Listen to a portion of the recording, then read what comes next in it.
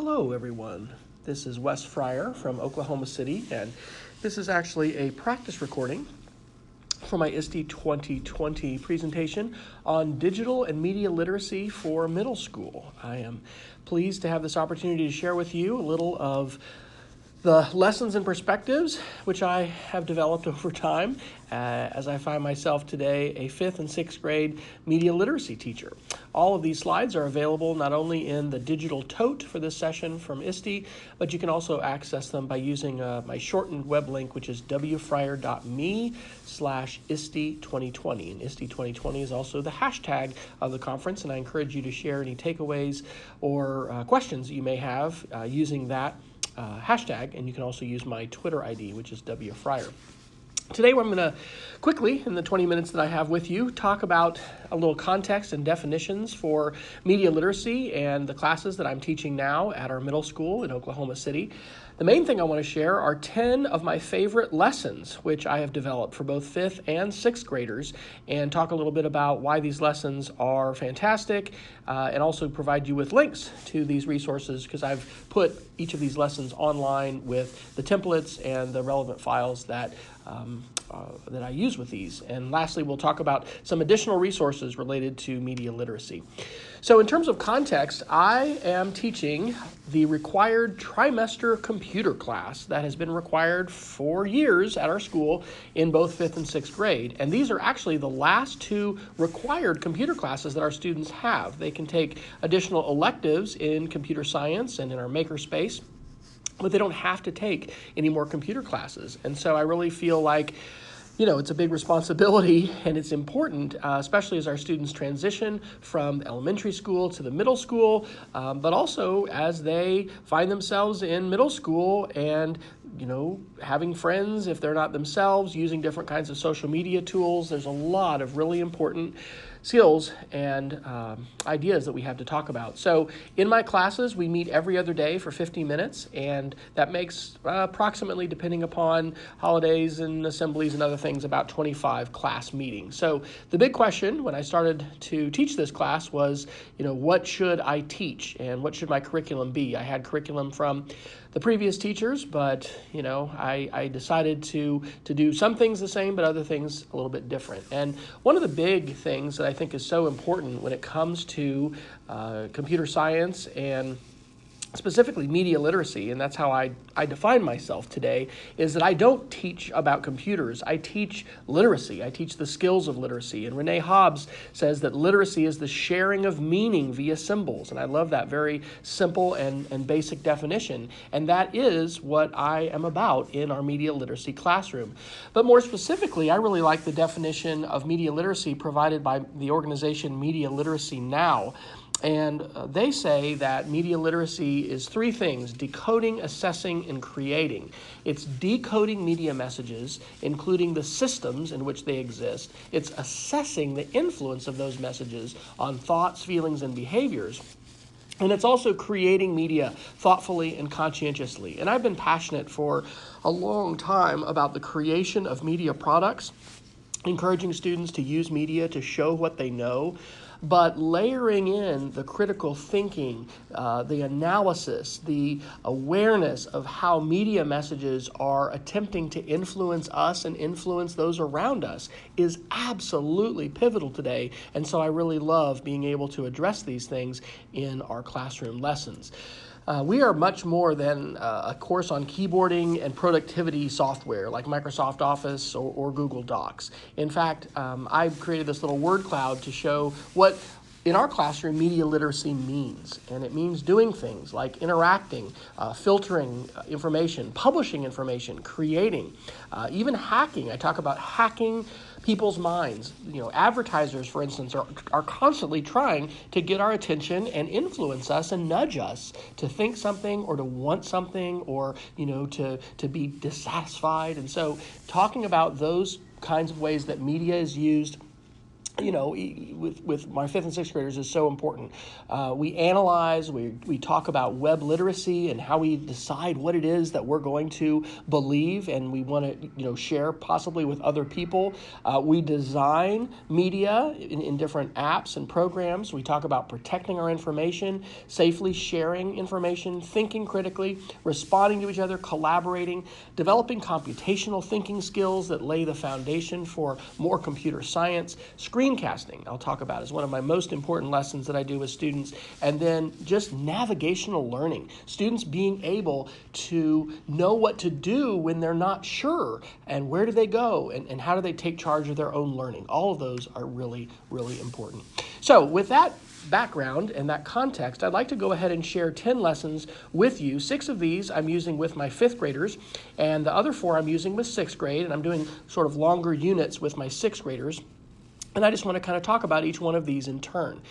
This first is the identity collage, and I participated the last 2 summers, last summer virtually and the summer before in person in Rhode Island, in the Summer Institute on Digital Literacy. And it is an absolutely fantastic week-long workshop and professional development experience. And this was something we did prior to the start of the conference this year. We simply made collages that had our name and then images and text that help show others who we are. And so in this activity, I introduced my students to the wonderful website unsplash.com, which is a website where photographers have given away all the rights to their photos to do whatever we want with them and not even to have to provide attribution. Of course, you can, but you don't have to. And so I challenge my students to use both positive and aspirational language when they're sharing. So this is a screenshot with the names blurred out except mine there in the bottom right corner. And you can see, I think these are 6th graders. They shared a variety of different images. They're sharing text. But this is the first activity that we do, and we do it as a Google slideshow that everyone can edit. So we're actually talking right off the bat about digital citizenship, about how important it is that we don't, troll or grief other people's work, meaning we're not going to intentionally, mess up or damage what someone else is doing. We talk about accountability because Google Slides keeps track of who has edited what. And it's also just a neat way to build a media product together that everyone can see.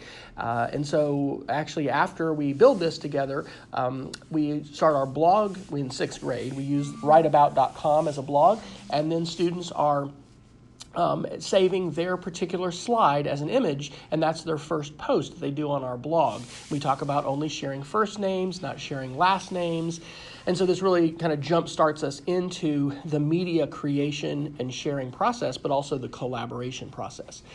Another lesson, which I like a lot, actually I used that identity collage with both 5th and 6th grade this year to kick off the year.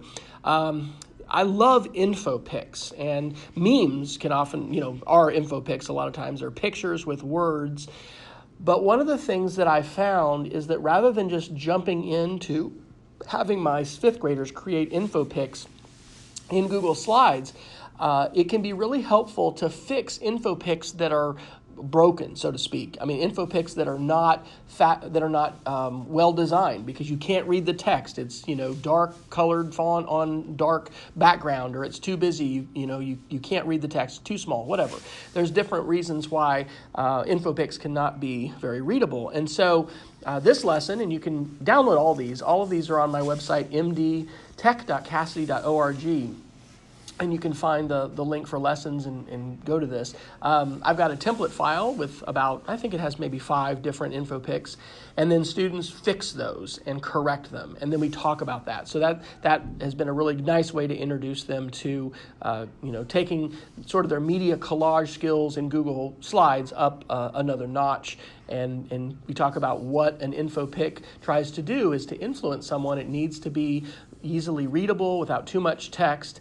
There's a lot of different, ways that you can do these effectively, but, we also talk about advertising and how we're seeing these kinds of messages all the time, but as you create those messages, you become more aware of how other people and organizations are creating similar kinds of media to try to influence us.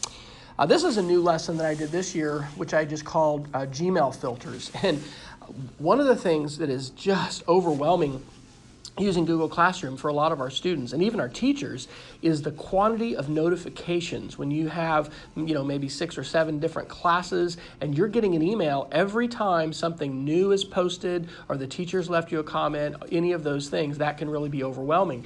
And so our students get their email accounts after 4th grade when they start the 5th grade.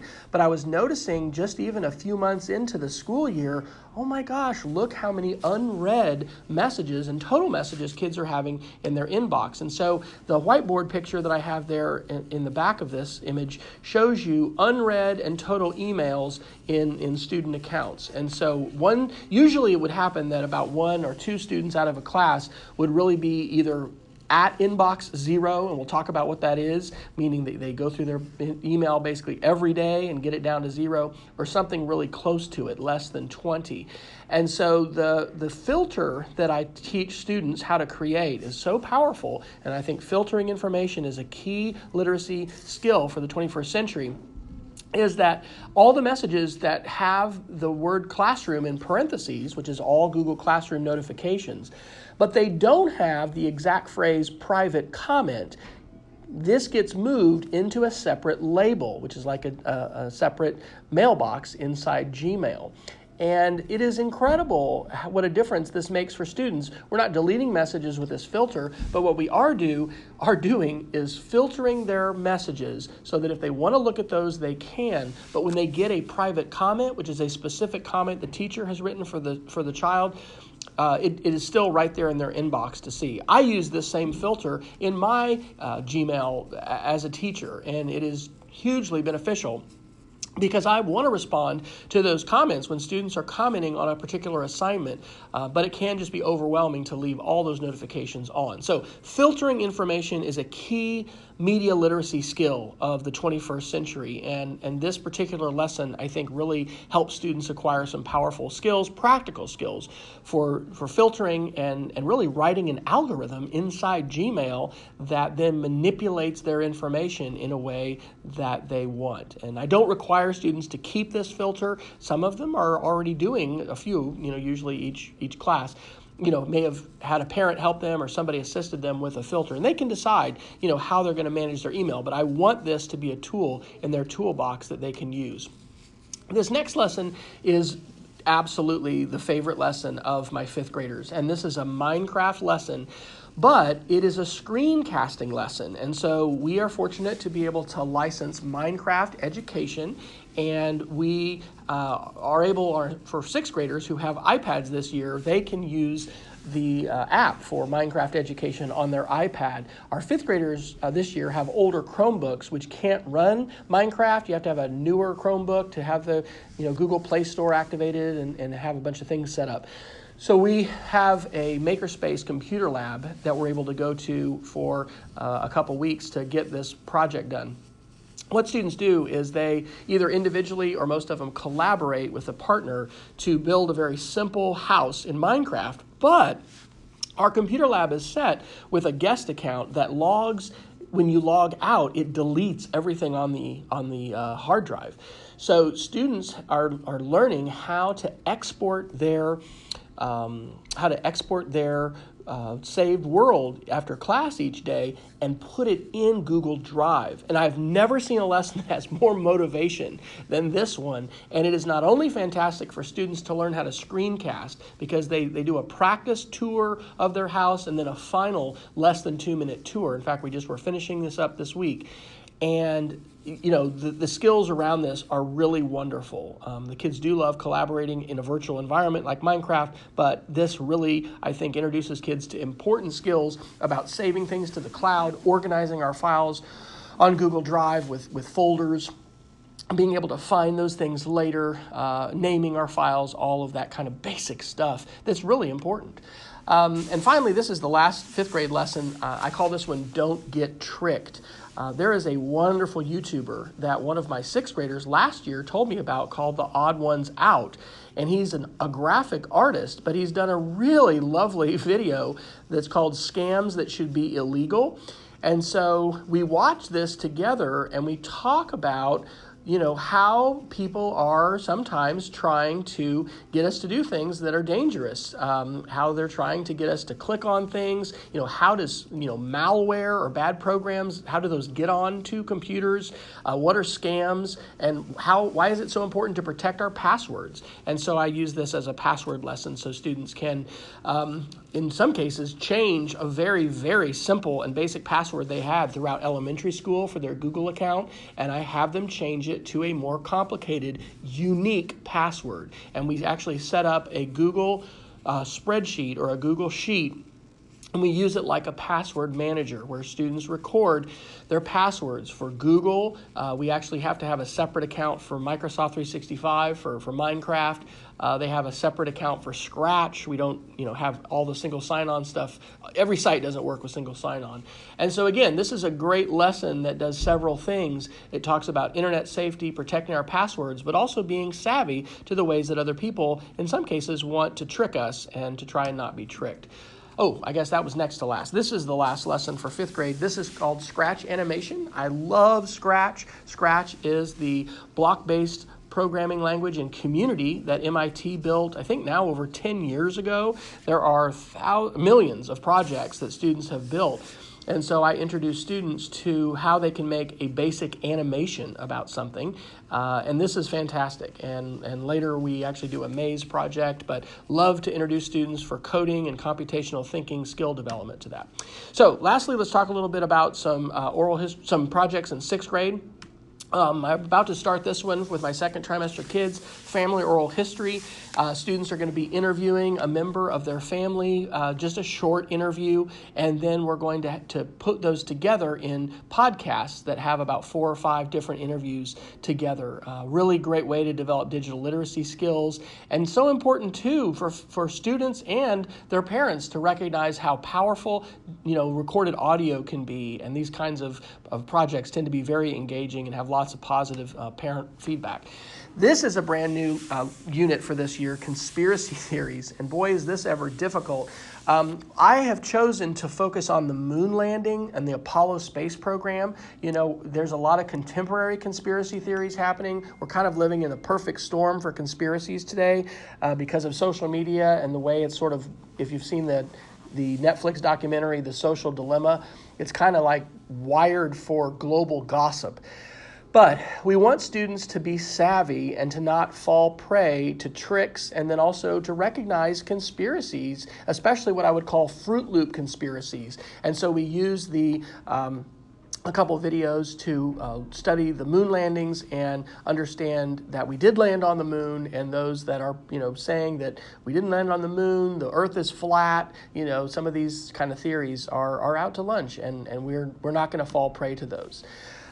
This year, with our 6th graders having iPads, we've been able to do a sketchnoting unit. I love visual notes and teaching students how they can represent ideas non-linguistically. It can include text and be linguistic, but with pictures and being able to make meaning of ideas from a book chapter, from a video, that's just a fantastic lesson.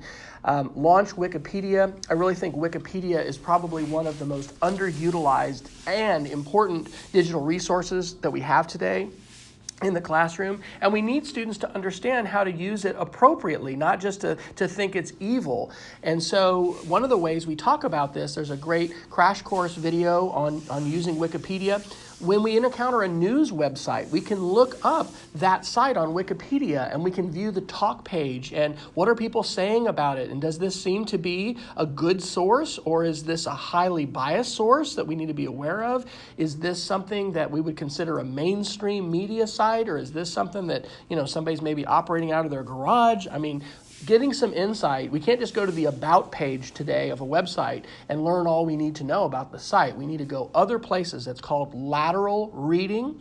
And so I think this is a great lesson that allows us to do that. So finally, I'll just share a few resources that I've collected on medialiteracy.wesfryer.com.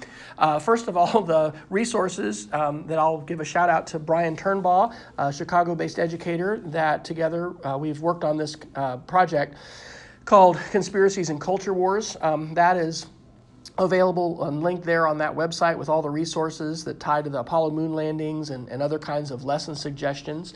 I have been collecting a lot of articles related to what my friend Jason Neiffer calls the technology correction, which is what's happening now with social media companies and backlash that we have for moderation and what some people will call censorship. There's a link there for the Fact or Fiction Apollo Moon Landings lesson. I've got a link to the monthly digital DigiURI, which comes out of the Summer Institute in Digital Literacy Media Club. We meet on Mondays. In fact, next Monday I'll be facilitating a conversation, and that is an international group that has that. And then lastly, my website, showwithmedia.com, that I've been maintaining since 2013 with lots of resources. So you can catch me on Wednesday nights online. I have a podcast with Jason Neiffer, and there's a link, wesfryer.com/after, if you'd like to get some more ways that you can learn with me. So thank you so much for your attention, and I hope you have a great rest of your ISTE, and I'll turn the microphone over to colleagues to continue our conversations today about media literacy in school.